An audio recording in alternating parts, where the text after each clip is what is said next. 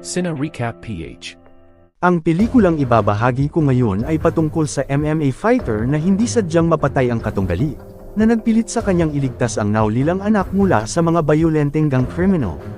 Ang pelikulang ito ay ang French action thriller film na ipinalabas 2025 na pinamagatang KO. Bago tayo magpatuloy, paki-like ang video at mag-subscribe na din sa channel na ito. Maraming salamat. Sa simula ng palabas, si Bastien ay isang professional MMA fighter laban sa katunggaling champion. Ngunit sa matinding labanan na ipinakita ng dalawa, hindi sadyang mapatay ni Bastien ang katunggali na nasaksihan mismo ng pamilya ang nangyari.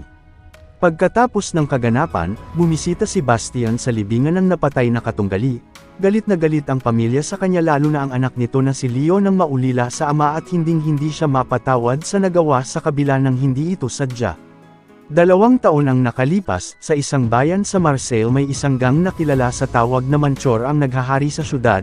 Hinahabol ng mga ito ang grupo na Andalo upang sa kanila na lang lahat manggagaling ang pagpapakalat ng ipinagbabawal na gamot. Ang gang ay pinamumunuan ng marahas na magkapatid na Manchor.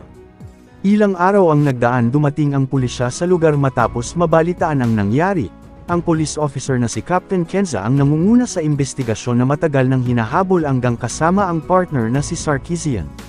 Sa pagsusuri ng mga pulis sa lugar, may natagpo ang dugo si Kenza at sinundan ng mga bakas. Hindi nagtagal natagpuan nila roon ang mga patay na katawan ng miyembro ng grupong Andalo. Kilala lahat ni Kenza ang mga biktima na hinihinalang kagagawan ng Manchor, ngunit hindi sang-ayon ang kasamahang pulis na si Vassar sa konklusyon ni Kenza dahil wala siyang patunay. Inawat na sila ng hepe at pinakalma upang maghanap ng mga ebidensya. Pag-alis nila nauna na ang kasamahan para magsundo ng anak, nakatanggap naman ito ng tawag mula sa kanyang asset na si Leo. Nang puntahan niya ito, inamin ng binata na nasaksihan niya ang pagpatay ng Manchor sa grupo ng Andalo. Natatakot si Leo dahil nakita rin siya ng mga ito na siguradong maging siya ay papatayin. Biglang may dumating na pulis sa lugar. Natakot si Leo na inakalang kasamahan ni Kenza kaya mabilis itong tumakas at sumakay sa motor ng kasamang kasintahan. Samantala, si Bastien tumigil na sa pakikipaglaban matapos ang nangyaring aksidente itong makapatay at nagtrabaho na lang sa isang construction. Pag-uwi ng bahay na abutan niya roon si Emma ang asawa ng napatay na katunggali noon. Magmula nang mawala ang asawa na pabayaan na ni Emma ang anak, ang huling alam niya naroon ito sa kanyang pinsan sa Marseille na ninirahan at napag-alamang naging tulak. Nakatanggap siya ng mensahe sa anak ilang araw na ang nakalipas na nasa panganib ito. Magmula noon wala na siyang balita kay Leo kaya humingi si Emma ng tulong kay Bastien na hanapin ang anak. Tatanggi sana si Bastien pero sinumbatan ito ni Emma na mayroon siyang pagkakautang kay Leo sa pagpatay sa kanyang ama. Binigyan siya ni Emma ng rosaryo upang gabayan ito sa paghahanap sa anak. Agarang nagtungo si Bastien sa Marseille para hanapin roon ang binata. Nagpunta siya sa ibinigay ni Emma na address ng pinsan nito na nagngangalang Hugo kung saan siya nakatira. Pagpasok sa apartment wasak ang lahat ng mga gamit sa loob. Napagkamalan naman ito ng pulis na si Kenza na naroon din sa lugar para mag-imbestiga. Nagpaliwanag siyang hinahanap niya si Leo dahil pinapupunta ito ng kanyang ina na nag-alala. Dahil dito pinakawalan ng pulis si Bastien at nagpatuloy sa paghahanap ng magtuturo kung nasaan ang kanyang asset. Paglabas ng dalawa, nabalitaan nila sa mga nakatambay na ginulpi si Hugo at nasa malubha ngayon ang kondisyon sa isang ospital. Nagmadaling umalis si Kenza at iniwan si Bastien dahil ayaw nitong pakialaman ang kanyang trabaho. Sa ibang bahagi, ang leader ng Manchor bumisita sa kanilang hideout kung saan isinasagawa ang mga ilegal na gawain. Naroon rin nakakulong ang dinukot nilang leader ng Andalo. Nang hahanapin ang nakatago nilang ipinagbabawal na gamot ayaw itong magsalita sa kabila ng pagpapahirap sa kanya, ngunit ginamit ng mga kriminal ang pamilya upang umamin ang gang leader. Kalaunan dumating na si Kenza sa ospital, nauna pala roon si Bastien na gusto sanang pumasok pero ayaw siyang papasukin. Pinapaalis din ito ng pulis upang hindi magambala ang trabaho. Sinabi ni Bastien na nangako siya sa ina ni Leo na hahanapin ang anak subalit ayaw pa din siyang isama. Pag-alis ng pulis inamin ni Bastien na pinatay niya ang ama ni Leo, nabigla si Kenza sa nalaman at sinabi ang lahat na mayroon siyang pagkakautang kaya niya ito ginagawa. Umayag na din ng pulis na isama ito sa loob ng ospital ngunit may mga tao rin doon ang Manchor na nakamatsyag sa labas habang ikinakalat ang larawan ni Leo sa kanilang mga nasasakupan. Nakita na rin ng pulis ang pinsan ng asset na malubha ang kalagayan matapos pahirapan ng gang. Ipinakita ni Kenza ang litrato ng isang babae na napag-alamang kasintahan ni Leo pero ang kilala nito ay ang kapatid na nagngangalang Photo nagtatrabaho sa isang bar. Paglabas ng dalawa sa ospital, nakita nila ang dalawang miyembro ng gang na nakaabang at pinalayas ito ng pulis, ngunit may binanggit sila patungkol sa kapatid ni Kenza. Bigla siyang nagalit at hindi na nito napigilan ang sarili kung saan ginulpi niya ang dalawang gang member. Inawat na siya ni Bastian dahil maari itong makapatay. Dahil sa ikinilos ni Kenza na hindi nag-iisip na suspend ito sa trabaho, hiniling niya sa partner na balitaan na lang ngunit tinanggihan siya dahil ayaw itong madamay sa pagkakatanggal sa trabaho. Nakaabang naman sa kanya si Bastian upang alamin ang nalaman niya sa ospital. Wala sana itong balak sabihin pero napilitan din ang pulis sa kabila nang wala na siya sa serbisyo at sumama kay Bastian. Sa mga oras na yun, pinapakalat sa buong syudad ang litrato ni Leo ng gang. Naroon lang ito sa itaas ng apartment nagtatago kasama ang kasintahan na takot na takot. Hindi nagtagal nakarating na ang dalawa sa club kung saan nagtatrabaho si Photo. Gusto lang sana nilang malaman kung nasaan ang kapatid ngunit bigla itong natakot. Pinaalis sila ng may-ari ng bar kaya lumapit si Bastian subalit nagtawag ito ng mga bouncer. Napalaban si Bastian sa kanila maging ang pulis ngunit pareho silang nagulpi at nasipa palabas ng bar. Ngunit naalala ni Bastian ang pangako sa ina ni Leo, balak niyang bumalik sa loob sa kabila ng pagpipigil ni Kenza upang hindi na lalong lumala pa ngunit ayaw itong magpaawat. Pumasok ulit si Bastian at pinabagsak ang humaharang na bouncer dahil gusto niya lang naman malaman ang kinaroroonan ng kapatid ni Photo, pero patuloy siyang inaatake ng mga bouncer. Ginulpi ni Bastian ang lahat na malayo sa una nila itong napabagsak, dahil inilabas na ng dating MMA fighter kung sino talaga siya. Ilan pa sa mga bouncer ang pinigilan si Bastian na makalapit sa waitress. Nagulpi niya rin ang mga ito maging ang sibilyan na gustong makialam ngunit mayroong may hawak na baril na nagbanta sa kanyang buhay, buti na lang dumating si Kenza at nailigtas ito. Matapos nito napakiusapan din nila ang dalaga, nalaman na ang kinaroroonan ni Leo at ang kapatid ngunit ang problema masyadong mapanganib ang lugar dahil dito nagkukuta ang gang na kahit pa mga pulis nahihirapang makapasok.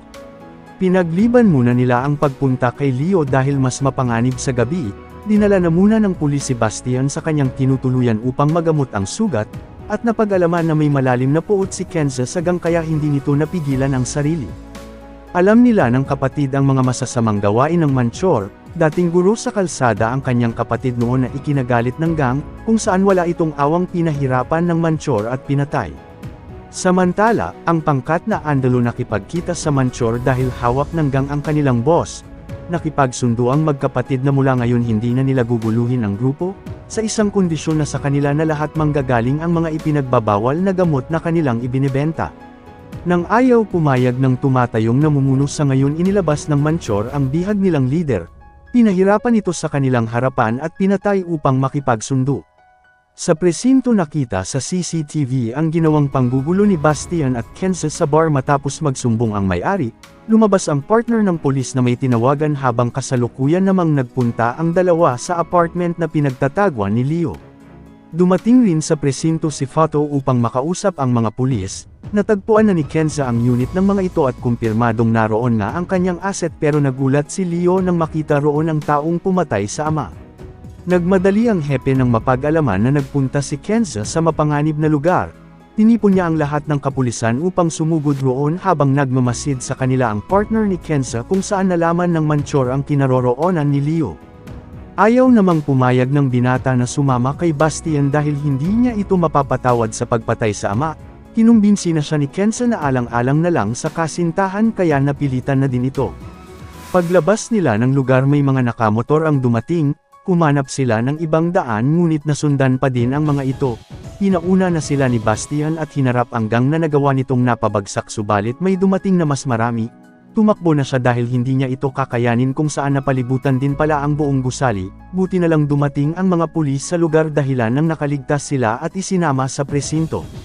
Sa kabila nito, ipinatawag si Kenza ng hepe at pinagalitan sa ginawa. Naiwan naman si Bastian at Leo sa upuan at nakakuha ng pagkakataon para mag-usap. Nakita ng binata ang rosaryo na ibinigay ng kanyang ina kay Bastian. Nagpasalamat ito sa pagligtas kanina pero hindi niya pa rin ito kayang mapatawad.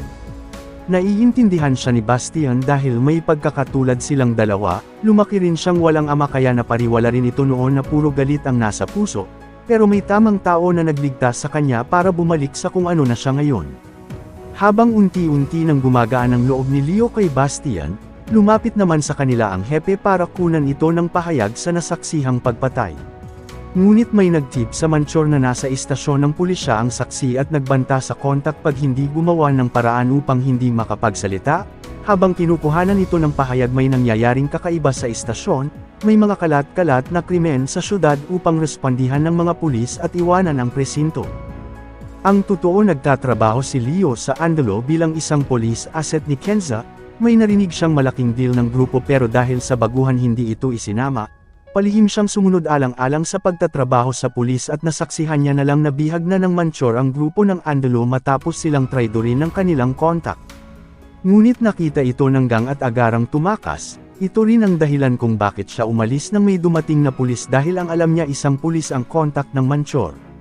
Habang sa labas nagtataka na ang hepe na tila may nangyayari, nalaman ni Kenza na may hudas sa kanila na hinalang ang partner, ngunit biglang inatake ni Vassar ang kasamahan kung saan ito pala ang nagtatrabaho sa mga Manchor. Bigla ring nawala ng ilaw ang buong presinto, napasok na pala ito ng gang at pinaulanan sila ng bala, iniligtas sila ni Kenza at nagtago sa isang silid.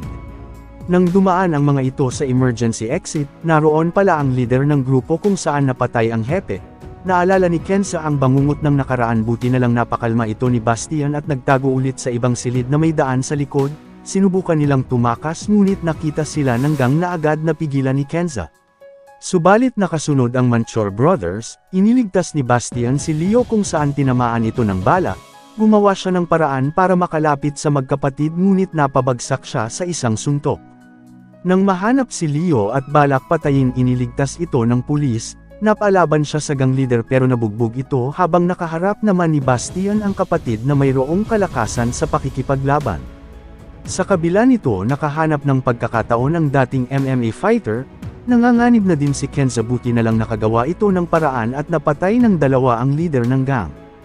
Kalaunan, nasa payapa na ang lahat, nagkita na din ulit ang mag-ina sa tulong ni Bastian at ng pulis. Dito na nagtatapos ang ating kwento, sana nagustuhan nyo. I-like ang video at mag-subscribe na din sa channel na ito.